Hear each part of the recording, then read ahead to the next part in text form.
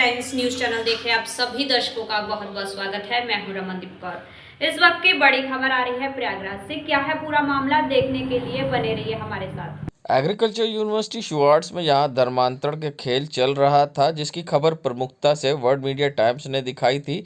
साथ ही नियुक्ति और फंडिंग की घपलेबाजी के मामले में भी वर्ल्ड मीडिया टाइम्स ने खबर दिखाई थी, जिसके बाद अब नियुक्ति और फंडिंग में घपलेबाजी का मामला भी खुल गया है। मामला भी नया नहीं है, बल्कि इसकी जांच पहले से ही चल रही थी।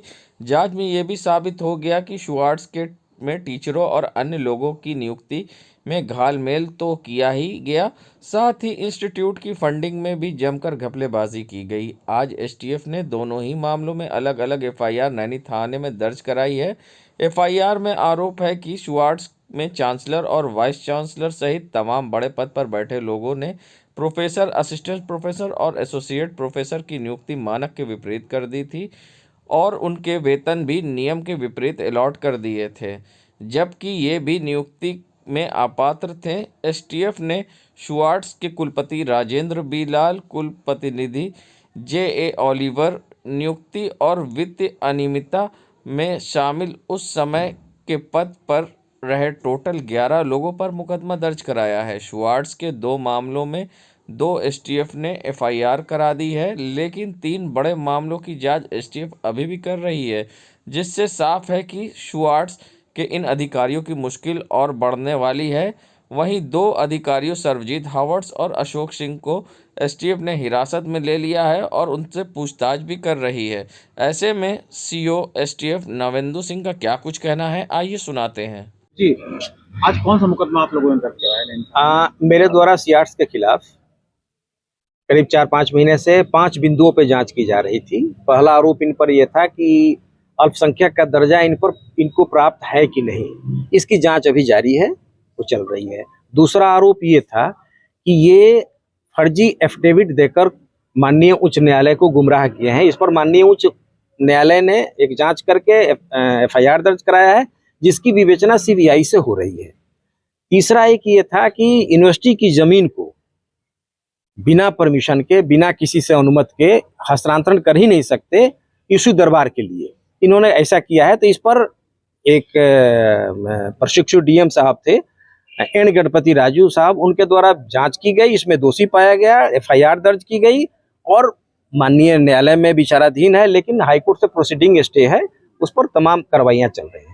चौथा आरोप इन पर यह था कि इन्होंने अवैध नियुक्तियां की हैं और वित्तीय अनियमितता की है। इस पर जब जांच की गई तो ये सही पाया गया और इसको स्थानीय निधि लेखा परीक्षा निदेशक द्वारा इसकी जांच की गई। ऑडिट ने अपनी रिपोर्ट में इसको गलत पाया, उस पर मेरे भी जांच में गलत पाए गए, उस पर 2 एफआईआर मेरे द्वारा कराया गया है इनके अगेंस्ट 419, 420, 467, 468, 471, 60/13/4 निवारण अधिनियम 409 की धारा, आईपीसी की धारा इनके अगेंस्ट लगाई गई है। 5वां आरोप ये था कि जब जनपद प्रतापगढ़ से ये लोग फर्जी नाम पते पर असलहे का लाइसेंस करा लिए थे और उसकी एफआईआर हो गई थी, लेकिन उसमें 2-2 बार एफआईआर लग गई है, जो कि गलत है। उसको पुनर्विवेचना के लिए किया गया है, सारे साक्ष्य मिल चुके हैं और यही आरोप है। आज मेरे इन लोगों के अगेंस्ट 2 एफआईआर कराया गया है। संगम नगरी प्रयागराज पहुंचे बागेश्वर धाम के पीठाधीश्वर धीरेन्द्र शास्त्री ने बड़ा बयान दिया है। पहले वे पहुंचे थे आज संगम, जहां संगम में उन्होंने आस्था की डुबकी लगाई और साथ ही उसके बाद उन्होंने मीडिया से बात करते हुए कहा कि ये विचारों का संगम है, आस्था का संगम है और साथ ही उन्होंने संगम पर आज बड़ा बयान दे दिया है। उन्होंने साथ ही भारत को लेकर बड़ी भविष्यवाणी की है। साथ ही उनका कहना था भारत जल्द ही हिंदू राष्ट्र बनेगा। ऐसे में उनका क्या कुछ कहना था इस पूरे मामले पर, आइए सुनाते हैं आपको क्या कुछ कहा धीरेन्द्र शास्त्री ने। प्रयाग में आगमन थोड़ा तेज बोलिएगा महाराज। राष्ट्र बनेगा, प्रयाग संगम है, संगम में आस्था का संगम है, विचारों का संगम, राष्ट्र का संगम, सामाजिक समरसता का संगम है। तो यहाँ पर हमने डुबकी लगाई, भारत बहुत जल्दी हिंदू राष्ट्र बनेगा। प्रयाग से क्या संदेश जा रहा है महाराज जी? बस यही है, सब कायदे में रहेंगे, फायदे में रहेंगे। संगम नगरी प्रयागराज पहुंचे, जहां बागेश्वर धाम के पीठाधीश्वर धीरेन्द्र शास्त्री ने संगम में आस्था की डुबकी लगाई। साथ ही उन्होंने अब बड़ा बयान स्वामी प्रसाद मौर्य के बयान पर पलटवार करते हुए दिया है। साथ ही उन्होंने स्वामी प्रसाद मौर्य को कैंसर बताया और कहा है कि ऐसे लोगों को भारत में रहने का हक नहीं है। साथ ही जहां धीरेन्द्र शास्त्री ने ये भी कहा, जब उनसे सवाल पूछा गया कि कला है या फिर कुछ और, तो उनका कहना था सिद्धि। क्या कुछ कहा है, आइए सुनाते हैं। समाज एक साथ है और भारत हिंदू राष्ट्र की ओर अग्रसर है। आपने क्या हमें संतों ने अपने चरणों की धूली दी, आपने डुबकी भी लगाई है? डुबकी भी लगाई, संतों की चरणों की रज में भी लगाई और संगम में भी लगाई। योगी आदित्यनाथ जी से मिलने का कोई प्लान है आपका? ऐसा कोई हमारा बात, हम राजनीतिक आदमी नहीं, संतों से बड़ा कौन है। और अच्छा, वो कई लोग हैं रामचरित मानस को लेकर यूपी में जलाई गई, आपने देखा, विरोध हुआ, कुछ मंत्री हैं, पुराने मंत्री रहे हैं, आपका क्या कहना है? सच है, साक्ष्य हम समाज में ऐसे लोग कैंसर का रोग है और ये इनको भारत में रहने का। मेरा आखिरी सवाल आपसे, कला है या शक्ति है? अरे यार, सिद्धि बहुत अच्छा।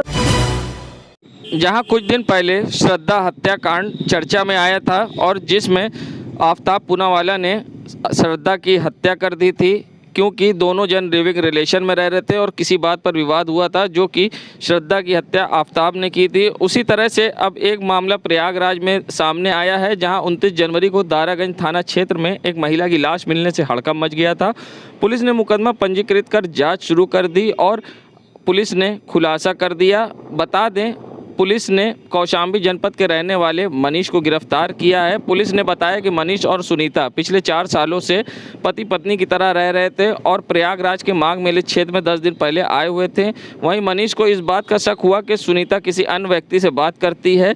इसी शक के आधार पर मनीष और सुनीता में लड़ाई हुई, जिसमें मनीष ने पत्थर से सुनीता को मारकर घायल कर सुनीता की मौत हो गई। वहीं शव मिलने के बाद माघ मेला क्षेत्र में पुलिस ने जाँच शुरू की तो मनीष को गिरफ्तार कर जेल आज भेज दिया है। बता दें, सुनीता के पहले पति की मृत्यु हो गई थी और सुनीता के एक बच्चा भी था। अब ये भी पुलिस ने खुलासा किया है कि मनीष और सुनीता पिछले 4 सालों से लिविंग रिलेशनशिप में पति पत्नी की तरह रह रहे थे, जिसके बाद ये विवाद हुआ और मनीष ने सुनीता की हत्या कर दी। ये 29/1/2023 की घटना थी, जिसमें सुनीता और ये जो अभियुक्त है मनीष यादव, दोनों लगभग 4 साल से साथ में रह रहे थे और 10 दिन हुआ था इनको यहाँ प्रयागराज में आए हुए और इन लोगों के बीच में कुछ विवाद हुआ। इसको मनीष यादव को शक था कि ये किसी और से बात करती थी, तो इस वजह से विवाद के कारण इसने इसको ईंटे से मारा, जिसकी वजह से महिला की मृत्यु हो गई।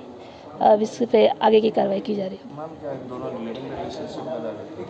हाँ, 4 साल से साथ में रह रहे थे पति पत्नी की तरह। संगम नगरी प्रयागराज, जहां सरकार द्वारा अब बजट में इलेक्ट्रिक वाहनों को छूट दी गई है, तो मार्केट में भी अब इलेक्ट्रिक 2 व्हीलर और 4 व्हीलर की डिमांड दिख रही है। ऐसे में अब जब लोगों से बात की गई तो किस तरह की डिमांड है और किस तरह से बिक्री है, तो दुकानदारों का कहना था कि जिस तरह से अब पेट्रोल डीजल के दाम बढ़े हैं और लोगों में अब इलेक्ट्रिक वाहन की डिमांड है और आने वाला समय भी इलेक्ट्रिक वाहन का है। ऐसे में क्या कुछ कहना है, आइए सुनाते हैं आपको। लोगों में कितनी है इलेक्ट्रिक वाहनों की डिमांड? नहीं, अब तो डिमांड काफ़ी बढ़ रही है, क्योंकि लिथियम आयरन बैटरी है और प्रदूषण भी नहीं हो रहा है और उस पर नितिन गडकरी जी वगैरह भी सब बोल रहे हैं, तो ज़्यादा अब इसकी खींच हो रही है। हाँ, पेट्रोल डीजल से ज़्यादा खींच होने लगी है। अच्छा, मुझे बताइए, इस बजट में भी इसके लिए छूट आई है, क्या उम्मीद है कितनी और सेल बढ़ेगी? नहीं, जब छूट आएगी तो और ज़्यादा ऑटोमेटिक, जब पब्लिक को कम मिलेगा तो ज़्यादा ही ले जाएगी। क्या नाम है? नरेंद्र कुमार पटेल। कस्टमर्स की इंक्वायरीज़ तो बहुत हो रही है और अब हम लोग टेस्ट ड्राइव भी करा रहे हैं। हमारे पास नेक्सॉन और टिगोर और टियागो तीनों गाड़ियाँ आ गई हैं। इंक्वायरीज़ बहुत हो रही है, तकरीबन बुकिंग भी बहुत ज़्यादा हो चुकी है इलेक्ट्रिक व्हीकल्स की, और इस पे हम लोग काम कर रहे हैं कि देखिए पेट्रोल और डीजल इतना महंगा हो चुका है कि अब वक्त है इलेक्ट्रिक व्हीकल्स का, और टाटा ने जो इलेक्ट्रिक व्हीकल्स बनाई है वो सेफ भी है और उसका एवरेज भी बहुत अच्छा है। बजट में भी अभी कम किया कि उससे कितना असर पड़ेगा? बजट में कम किया गया है, सब्सिडी है तकरीबन 1.5 से 2 लाख रुपए, इसमें अमाउंट कम होगा ऑन रोड प्राइस पे। क्या नाम है? मैं Syed Fazal Fakhri, sales manager, GP motors private limited. Sir EV की डिमांड सर काफ़ी बढ़ी हुई है हमारी कंपनी में। हर कंपनी जो है ईवी को प्रमोट कर रही है, गवर्नमेंट भी इस चीज़ को प्रमोट कर रही है। ईवी का आने वाले 2 से 3 सालों में जो है ईवी का ही फ्यूचर है और हर कंपनी अपने अपने नए प्रोडक्ट लॉन्च कर रही है। My self Pradeep Kumar from UP.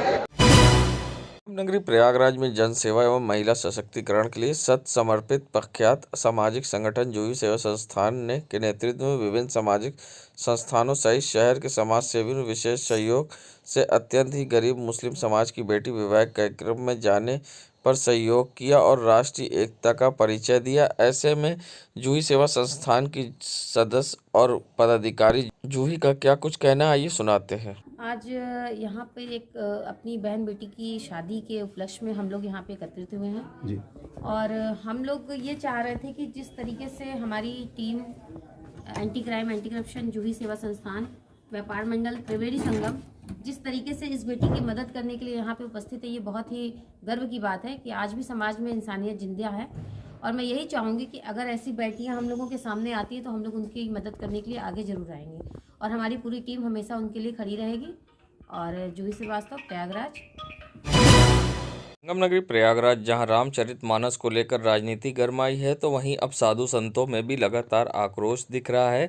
ऐसे में जहां स्वामी प्रसाद मौर्य ने रामचरितमानस को भड़काऊ किताब बताकर प्रतिबंध लगाने की मांग की थी और उसके बाद अपने बयान पर अटल रहते हुए कहा था कि पंडित और पंडा अपनी दुकान चलाने के लिए विरोध कर रहे थे, जिसको लेकर अब मौनी बाबा ने समाजवादी पार्टी का विरोध किया है। साथ ही उनका कहना था कि अब कोई भी साधु संत समाज में अब सपा के इस कार्यक्रम में न जाएगा, ना ही उन्हें अपने मंदिर मठ में घुसने देगा। ऐसे में उन्होंने समाजवादी पार्टी का विरोध करते हुए क्या कुछ कहा है, इस पूरे मामले पर क्या कुछ कहना है मौनी बाबा का, आइए सुनाते हैं आपको। हम संकल्प के साथ बताते हैं कि आप सबको यह आने वाले समय में दिखेगा।